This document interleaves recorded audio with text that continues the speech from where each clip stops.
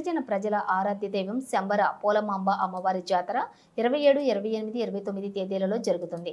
రేపటి నుంచి జరగబో పోలమాంబ అమ్మవారి జాతరకు ఉత్సవ కమిటీ మరియు దేవాదాయ శాఖ అధికారులు ముమ్మర ఏర్పాట్లు చేస్తున్నారు. శ్రీ శంబర పోలమాంబ జాతర 10 వారాలు నిర్వహిస్తారు. అమ్మపై ఉన్నటువంటి భక్తి నమ్మకంతో తెలుగు రాష్ట్రాలతో పాటు ఛత్తీస్గఢ్, ఒరిస్సా రాష్ట్రాల నుంచి కూడా వేలల్లో భక్తులు తరలి వస్తూ ఉంటారు. 27న, 28న సినిమా మహోత్సవంతో 29న అంపకోత్సవం తిలకించి భక్తులు తిరిగి పయనమవుతారు. ఇక రాష్ట్ర గిరిజన పండుగ క్రిందటి ఏడాది నుండి దేవాదాయ శాఖ సంబర జాతర ప్రత్యేక నిధులతోటి నిర్వహిస్తుంది. ఈ సంవత్సరం 2,40,00,000తోటి సంబర గ్రామంలో సీసీ రోడ్లు, ఆలయ అభివృద్ధి పనులు కూటమి ప్రభుత్వం హయాంలోని జరిగాయి. పోలమాంబ దర్శనానికి వచ్చేటటువంటి భక్తులకు ఇబ్బంది లేకుండా చూడాలని గిరిజన శాఖ మంత్రి గుమ్మడి సంధ్యారాణి సూచించారు.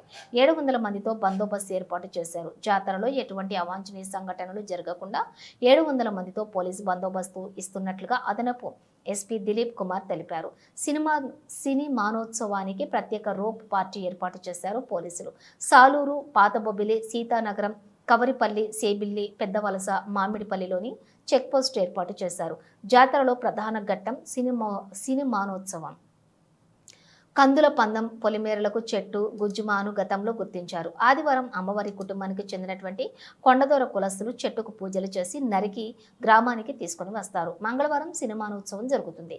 ఈ సంవత్సరం సినిమానోత్సవం కాసేపు అలాగే పేకాపు జెన్ని రామారావు ఆదిరోహిస్తారు.